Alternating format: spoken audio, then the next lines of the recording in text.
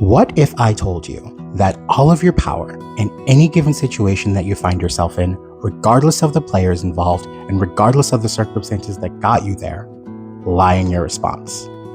Let's discuss. But before we do, welcome to New Society, and I am your host, Carlo Jean-Michel. When you're standing there in that moment, are you standing in your power or are you standing in your fear? Fear would look like things are never going my way. Everyone's out to get me. Life is a struggle. My body hates hearing all of this right now. Versus an abundance mentality, which is I am a child of the Creator. Things are always working out for me. I am in divine flow. It may sound silly, but if you practice meditation, for example, and you're able to get your body to a point where you're able to tune into how it responds to certain words or certain thoughts or certain phrases, you'll notice the difference. And again, like I just said, my body hated hearing all the negative stuff, but it responded beautifully to the positive stuff. And that's just a me thing. I recommend you go on your own journey with that. Excuse me. Anyone can be in a good place when things are going well. But how are you doing when you're in conflict? And more often than not, it's the conflictual situations that test us the most. Because think about it. When things are going well, when you're fed, when you slept, when you haven't stood in traffic, you're great. You're a pleasure to be around. For some people, they need their coffee, whatever it is. However, how about when you're stuck in traffic the entire time? How about when you're triggered? How about when you're dealing with a trauma response? How are you then? The power being your response, being in your response, doesn't change across the board. It's in your response. It's how you choose to respond. This is where healing lives. Healing to me is the daily practice of healthy lifestyle tools, essentially. It's always tuning in. I am my biggest client. I speak to my inner child. All of these videos are to me. However, my clients benefit beautifully from this, and a lot of people benefit beautifully from this. They reach out to me all the time. However, I'm not the expert. I'm slowly becoming an expert in me, and I support people as they learn to become experts in themselves. However, there's no rule book, and each one of our journeys are person specific. So I just wanted to throw that little seed of wisdom there. However,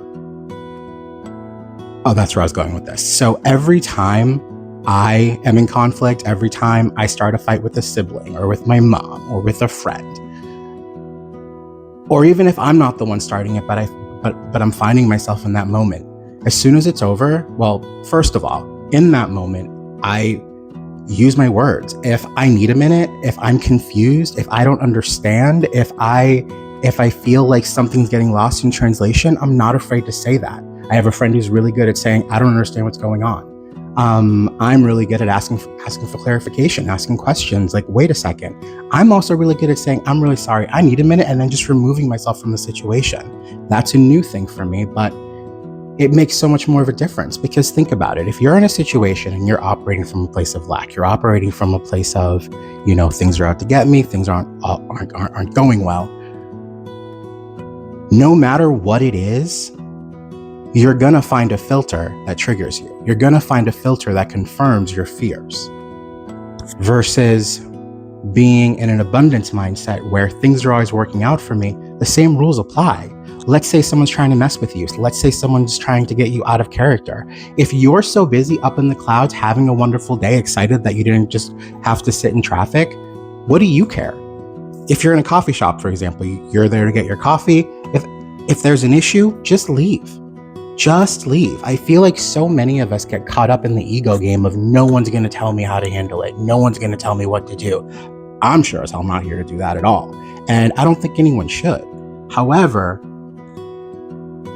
in my personal experience, my life operates so much more smoothly when I slow down enough to allow myself to respond, regardless of what's happening. And I'm practicing when I'm at homeostasis. Like I said, whenever oh, sorry, I never finished this thought.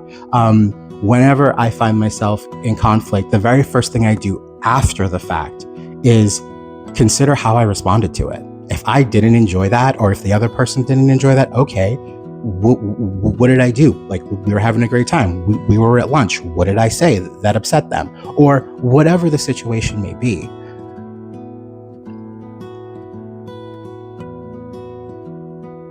That's how those daily habits play their role, if this makes sense. I've tried recording this about a dozen times. I apologize if I'm not making sense. Hopefully I am. And essentially, that's today's message. It's all about practice makes perfect. If you're accustomed to being triggered and stressed out and overwhelmed, and you're not practicing an alternative response to that, then that's probably going to end up being your standard response. Whereas if you're operating from a place of, who do I want to be in 5 years? Who is my best self? Who do I want to be on my best day? And you try to be that person consistently, regardless of the circumstances, regardless of the day, regardless of the situation you find yourself in. I'm really curious to see what those results are. Don't be afraid to come back and comment below. But with that said, I'm not sure if I've already said this. Again, I've tried recording this so many times. Take what works and leave what doesn't. I'm an expert in myself, slowly becoming an expert in myself. I encourage you and inspire you to do the same. Do your research, make smart choices, and come back for more if you're interested. Thanks so much.